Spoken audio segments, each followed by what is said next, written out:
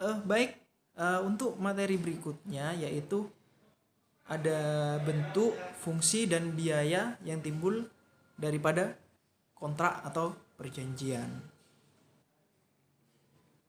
Oke, sebelumnya akan saya jelaskan dulu mengenai klasifikasi perikatan biar kita tahu nanti kita hanya fokus di dalam perikatan yang lahir dalam perjanjian.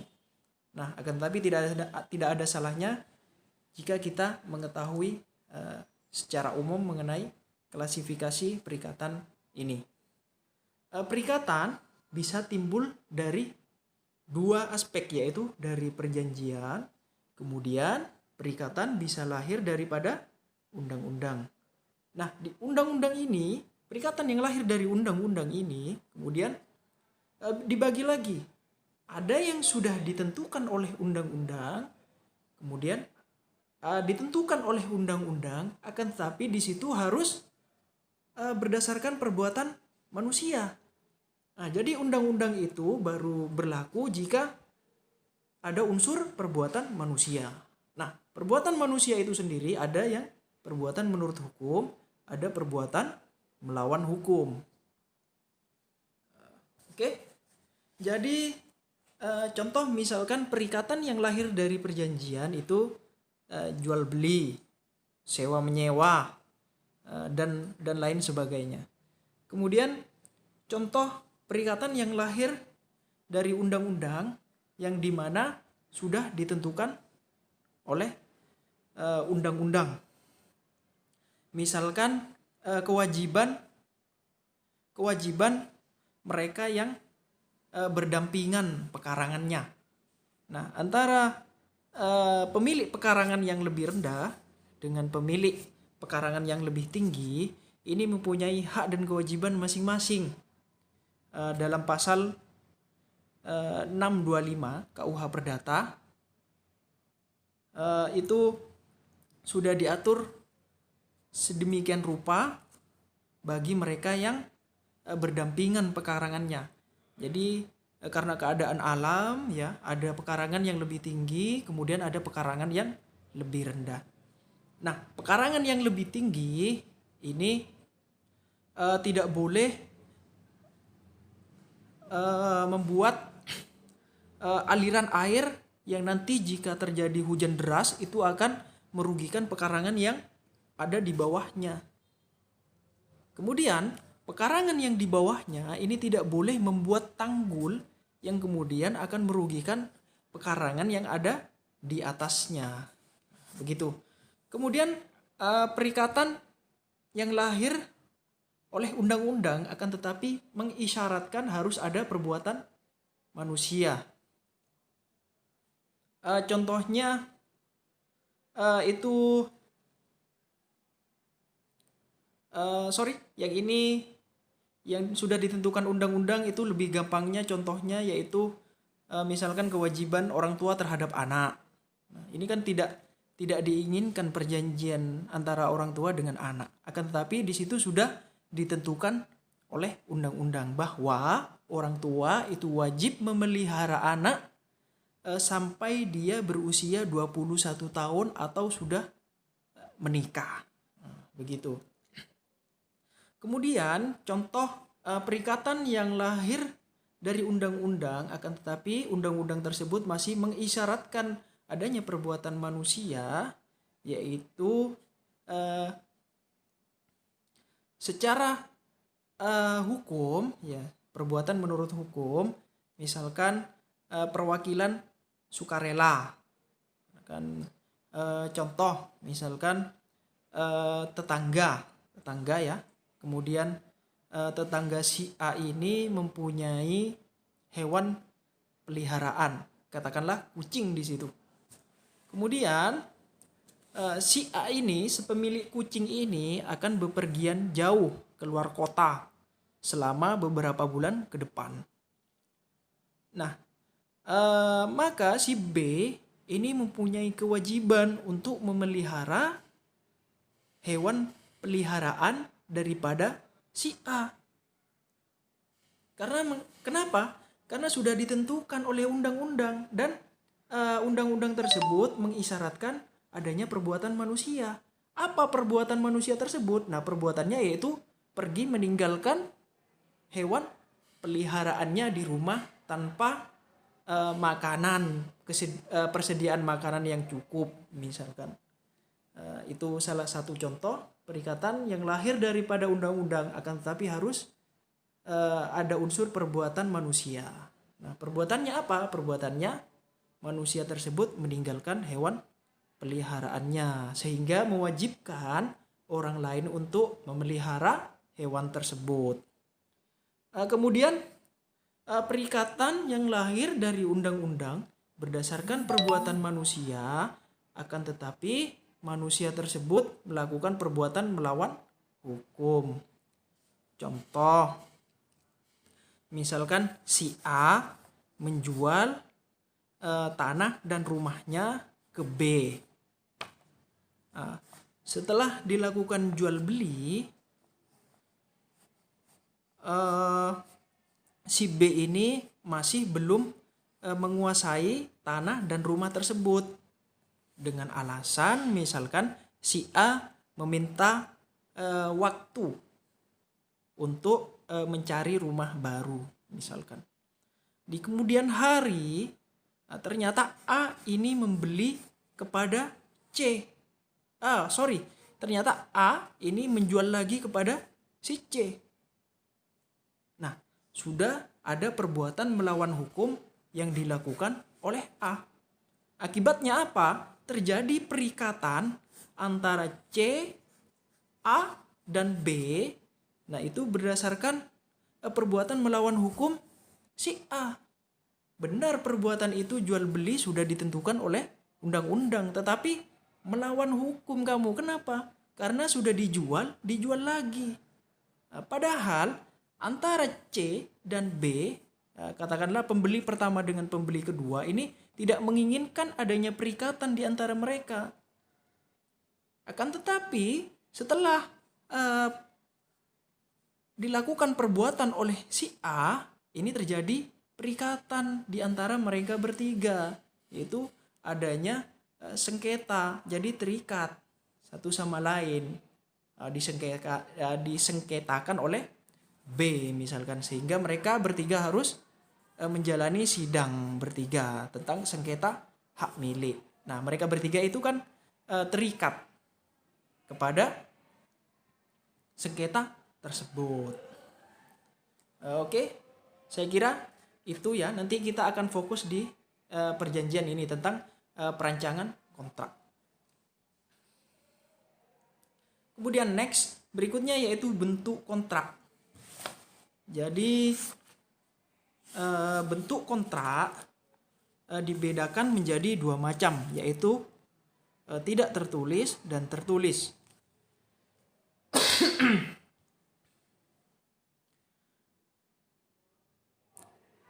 Perjanjian tidak tertulis atau perjanjian lisan adalah suatu perjanjian yang dibuat oleh para pihak dalam wujud lisan. Ya, cukup kesepakatan para pihak saja. Misalkan kita melakukan jual beli di pasar. Nah, ya, itu cukup dengan perjanjian lisan saja, karena kita dengan asas kepercayaan, kemudian ada asas etikat baik, kemudian mengenai hal-hal pokok saja yang diatur, misalkan hanya membeli sayur. Nah, sudah. Jadi perjanjian itu tidak perlu tertulis. Nah, tidak tertulis pun jadi. Nah, kan hanya beli sayur, kita membayar, kemudian kita mendapatkan sayur. Nah, si penjual memberikan sayur kemudian mendapatkan uang. Nah, jadi ini perjanjian yang tidak tertulis. Kemudian yang kedua, bentuk kontrak itu tertulis, yaitu kontrak yang dibuat dalam akta. Nah, kemudian akta ini dibagi lagi. Ada akta di bawah tangan, di mana para pihak itu menandatangani kontrak yang mereka buat sendiri. Kemudian ada akta otentik. Akta otentik di sini yaitu dia melakukan perjanjian di hadapan pejabat yang berwenang untuk melakukan itu. Contoh, misalkan kita melakukan perjanjian sewa menyewa di hadapan notaris. Nah, itu contoh perjanjian tertulis dengan akta otentik. Jadi ada akta di bawah tangan, kemudian ada akta otentik.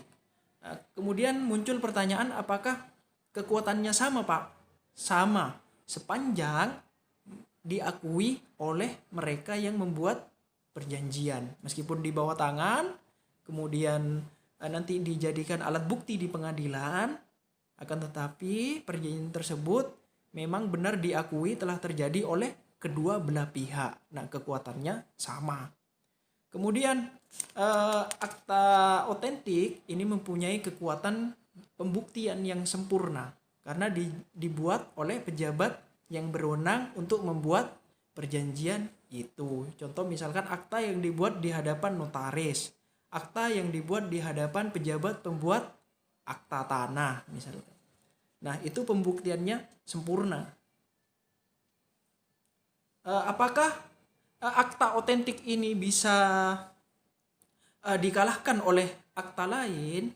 Bisa jadi, sepanjang bukti lain tersebut itu dapat menggugurkan adanya akta yang otentik ini. Oke, next. Kemudian fungsi kontrak.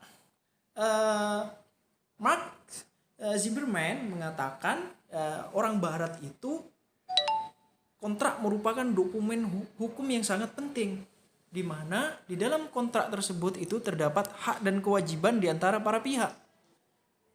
Dan dokumen tersebut mereka itu jadikan alat bukti di pengadilan jika terjadi perselisihan di antara mereka, baik itu melalui lembaga arbitrase ataupun pengadilan. Kemudian yang pertama itu ada fungsi yuridis. Kemudian yang kedua itu ada fungsi ekonomis. Fungsi yuridis yaitu dapat memberikan kepastian hukum bagi para pihak. Sedangkan fungsi ekonomis adalah menggerakkan hak milik sumber daya dari nilai penggunaan yang lebih rendah menjadi nilai yang lebih tinggi. Nah, jadi fungsi yuridis di sini berkaitan dengan asas pacta sunt servanda. Nah, dengan adanya kontrak tersebut kita mendapatkan kepastian hukum, apalagi kontrak tersebut dibuat di hadapan pejabat yang berwenang misalkan. Nah, kemudian yang kedua mempunyai fungsi ekonomis. Jadi dengan adanya kontrak ini, jadi saya tidak perlu repot-repot untuk melakukan pengawasan. Misalkan harus memonitoring adanya perjanjian ini, harus selalu memantau pelaksanaan perjanjian ini. Tidak perlu. Kenapa? Karena sudah saya buat kontrak secara tertulis dan itu merupakan akta otentik. Jadi tidak usah melakukan rangkaian-rangkaian yang tidak diperlukan untuk mengawasi pelaksanaan kontrak tersebut. Nah, ada sisi ekonomis di situ daripada kontrak itu.